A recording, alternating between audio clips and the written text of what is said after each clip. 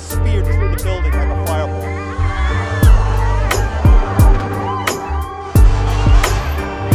धार्मिक स्थलों के ऊपर से एरोप्लेन क्यों नहीं गुजरता? जैसे जैसे इंसान के शरीर में आलस सवार हो रहा है, वैसे वैसे हवाई जहाज में यात्रा करने वाले लोगों की संख्या बढ़ती जा रही है। कोई भी ट्रेन या बस में धक्के खाकर एक जगह से दूसरी जगह नहीं जाना चाहता। ऐसे में जिस हवाई जहाज पर बैठकर आप हवा में उड़ना शुरू कर देते हैं, क्या आपको मालूम है कि उस हवाई जहाज के ऊपर भी कई सारी पाबंदियां लगी होती हैं? जी हाँ, वैसे तो हवाई जहाज को कहां से उड़ना है, कहां से नहीं, इसका निर्णय सरकार और प्रशासन करती है, परंतु दुनिया में कई ऐसे धार्मिक स्थल हैं जिनके ऊपर से उड़ान भरना किसी भी हवाई जहाज की बस की बात नहीं है। आप बोलेंगे, अरे भाई ये कौन सी बात हुई? भला खुले आसमान में उड़ने वाले हवाई जहाज को कोई क्यों रोकता है? तो जनाब क्यों, कैसे और कहां, ये सारे जवाब आपको इस वीडियो में मिलेंगे।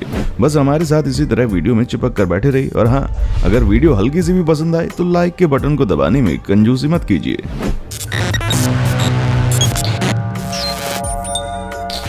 आइए दोस्तों, सबसे पहले बात करते हैं मुसलमानों के सबसे बड़े और धार्मिक स्थल मक्का मदीना की, जहां पर जाना हर मुसलमान अपना नसीब समझता है।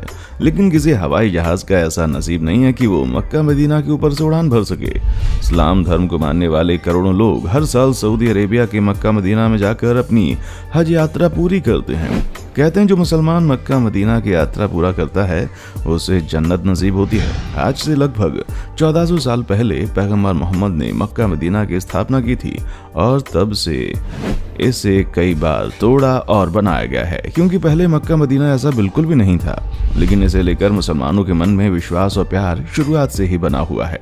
वैसे तो मक्का मदीना से जुड़ी बहुत सारी ऐसी बातें जो लोगों को हैरान और परेशान कर देती हैं, जैसे कि कोई भी हिंदू मक्का मदीना में नहीं आ सकता। यहाँ मौजूद जमजम का पानी इतना पवित्र है कि उसे पीने वाले इंसान की सभी दुख परेशानियां खत्म हो जाती हैं। लेकिन जो सबसे सोच में डालने वाला सवाल है वो ये कि आखिर मक्का मदीना के ऊपर से कोई भी हवाई जहाज क्यों नहीं गुजर सकता? कुछ लोग तो ये भी कहते हैं कि अगर मक्का मदीना के ऊपर से हवाई जहाज गुजरा तो उस जहाज के साथ और भी बड़ी अनहोनी हो जाएगी। हालांकि इस बात में कितनी सच्चाई है ये किसी को नहीं मालूम। लेकिन अगर हम तथ्यों की बात करें तो मक्का मदीना के ऊपर नो फ्लाइंग जोन है, यानी कि ऑथराइज तौर पर मक्का मदीना के ऊपर से जहाज ले जाने से मना किया गया है। इसी वजह से कोई भी जहाज इसके ऊपर से नहीं जाता। असल में यहाँ पर करोड़ों लोगों की भीड़ एक साथ इकट्ठा होती है। ऐसे में बहुत ही संवेदनशील एरिया बन जाता है। यहाँ पर होने वाली एक छोटी सी गलती बहुत बड़ा खतरा साबित हो सकती है। मामला बहुत ही गंभीर हो जाएगा, खून की नदियां बहने लगेंगी। और इन्हीं सब चीजों को रोकने के लिए मक्का मदीना को नो फ्लाइंग जोन बनाया गया है। और दोस्तों, केवल मक्का मदीना ही एक ऐसा धार्मिक स्थल नहीं है जहां इस चीज को ध्यान रखा जाता है, बल्कि भारत के उड़ीसा राज्य में स्थित जगन्नाथपुरी मंदिर भी इसी लिस्ट में शामिल है, जहां पर नो फ्लाइंग जोन बनाया गया है। लेकिन इसके अलावा जगन्नाथपुरी मंदिर से जुड़े कई सारे ऐसे रहस्य हैं जो लोगों के कान खड़े कर देते हैं, क्योंकि हवाई जहाज तो दूर की बात है, इस मंदिर के ऊपर से कोई भी परिंदा भी पर मार कर नहीं जाता। कहने वाले तो ये भी कहते हैं कि अगर इस मंदिर के ऊपर से कोई भी हवाई जहाज गुजरा तो उसके साथ बहुत बड़ी अनहोनी होगी जिसे कोई नहीं रोक सकता। और दोस्तों, हम वापस कहेंगे, इन सारी बातों में कोई दम नहीं है, बल्कि सच्चाई तो यह है कि उड़ीसा का जगन्नाथपुरी मंदिर भी लोगों की भीड़ से खचाखच भरा रहता है। अगर कोई खास मौका हुआ तब तो यहाँ एक साथ लाखों लोगों की भीड़ देखने को मिलती है, लेकिन अगर नॉर्मल दिन भी है तब भी यहाँ हजारों लोगों का तांता लगा रहता है। इस कंडीशन में अगर किसी ने हवाई हमला किया या फिर कोई दूसरी दुर्घटना हो जाती है तो उसका जिम्मेदार कौन होगा? इसी वजह से भारत सरकार ने जगन्नाथपुरी मंदिर को नो फ्लाइंग जोन बना दिया है। वैसे दोस्तों, भारत में केवल जगन्नाथपुरी मंदिर ही अकेला ऐसा मंदिर नहीं है जहां पर सुरक्षा के कड़े प्रतिबंध किए गए हैं, बल्कि भारत में तो एक से बढ़कर एक मंदिर है जहां पर हर तरह की सुरक्षा की जाती है। और उन्हीं मंदिरों में से एक है केरल का पद्मनाभस्वामी मंदिर और आंध्र प्रदेश का तिरुपति मंदिर। तिरुपति मंदिर भी इसमें शामिल है। इन दोनों मंदिरों में भी श्रद्धालुओं की काफी भीड़ होती है, जिसकी सुरक्षा के लिए इन मंदिरों के ऊपर नो फ्लाइंग जोन बनाया गया है। मंदिरों के बारे में तो खूब बात कर ली, अब जरा दुनिया के 7वें अजूबे और सफेद संगमरमर से बने ताजमहल को भी याद कर लेते हैं, क्योंकि अगर ताजमहल की सुरक्षा नहीं की गई तो भला किसकी सुरक्षा की जाएगी? ताजमहल में हर रोज आपको हजारों की संख्या में लोग इसकी खूबसूरती को निहारते हुए दिख जाएंगे, जिसमें कई सारे विदेशी भी शामिल होते हैं जो पूरी दुनिया के अलग अलग कोनों से आगरा के ताजमहल को देखने के लिए आते हैं। ऐसे में इन सारी बातों को ध्यान में रखते हुए ताजमहल को भी नो फ्लाइंग जोन की लिस्ट में शामिल कर दिया गया है। साल 2004 में भारत सरकार ने ताजमहल को नो फ्लाइंग जोन घोषित कर दिया था, जिसके बाद से ही ताजमहल के ऊपर कोई हवाई जहाज नहीं गुजर सकता।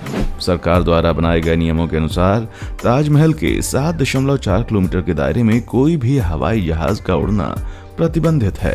वैसे दोस्तों, इस लिस्ट में केवल धार्मिक और ऐतिहासिक इमारतें ही शामिल नहीं हैं, बल्कि कुछ सरकारी इमारतें भी इसी लिस्ट में आती हैं, क्योंकि सुरक्षा तो जरूरी है, फिर चाहे वो धार्मिक स्थलों पर आने वाली भीड़ हो या फिर देश चलाने वाले मंत्रियों की। और यही वजह है कि राष्ट्रपति भवन के ऊपर से भी किसी भी प्रकार के हवाई जहाज का उड़ना पूरी तरह से बैन कर दिया गया है। ये नो फ्लाइंग जोन के दायरे में आता है। इसके साथ ही संसद भवन और प्रधानमंत्री के घर के ऊपर से भी कोई हवाई जहाज नहीं गुजर सकता।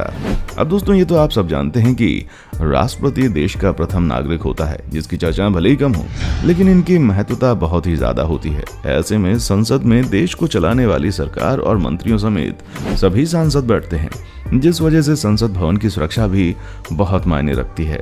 वहीं सरकार का प्रमुख होने के नाते प्रधानमंत्री की सुरक्षा भी बहुत जरूरी है, इसीलिए उनके घर को भी इस लिस्ट में शामिल किया जाता है। और अगर कोई भी हवाई जहाज आसपास के दायरे में उड़ता हुआ नजर आता है तो तुरंत एयरफोर्स टीम अलर्ट हो जाती है, और जितने भी सिक्योरिटी ऑफिसर्स आसपास मौजूद होते हैं वो पहले से ही सभी लोगों को सचेत कर देते हैं, फिर चाहे वो हवाई जहाज किसी भी तरह का क्यों ना हो।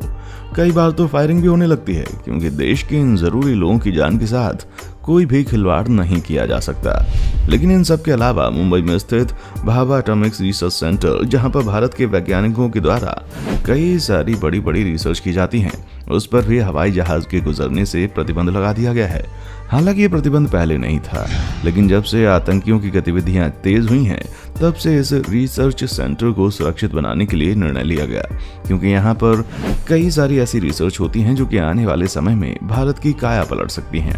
आपको बता दें कि श्रीहरिकोटा में स्थित भारत का स्पेस रिसर्च सेंटर भी नो फ्लाइंग जोन की श्रेणी में आता है।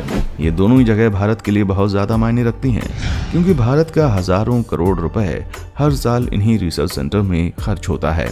और अभी तो बस एक शुरुआत है, इससे भी ज्यादा महंगी चीजें बनाई जाएंगी, तभी भारत एक विकसित देश बन सकेगा। अब यहाँ हजारों करोड़ रुपए खर्च किए जा रहे हैं, वहाँ भला किसी भी प्रकार की कोई लापरवाही कैसे बरती जा सकती है।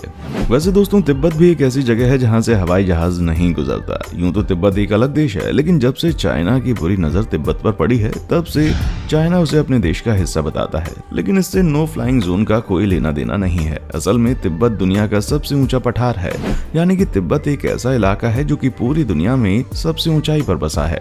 समुद्र तल से काफी ज्यादा ऊंचाई पर होने के कारण इस इलाके में हवा का प्रेशर बहुत ही कम है। ऐसे में अगर कोई हवाई जहाज यहाँ से उड़ता है तो उसका बैलेंस बिगड़ सकता है और कभी भी कोई भी दुर्घटना हो सकती है। साथ ही साथ तिब्बत के ऊपर उड़ने वाले हवाई जहाज में बैठे यात्रियों को ऑक्सीजन की भी कमी हो सकती है, जिससे निपटना काफी मुश्किल हो जाएगा। इन्हीं सब चीजों से बचने के लिए तिब्बत के ऊपर किसी भी प्रकार की हवाई जहाज का उड़ना साफ तौर पर प्रतिबंधित है। तो दोस्तों, ये थी भारत की कुछ ऐसी जगहें जहां से हवाई जहाज का उड़ना साफ तौर पर मना है। अब आप इस वीडियो के बारे में क्या कहना चाहते हैं, कमेंट बॉक्स में आकर जल्दी से हमें लिख भेजें। और हाँ, चैनल को सब्सक्राइब करने में बिल्कुल देर ना करें। देखने के लिए शुक्रिया।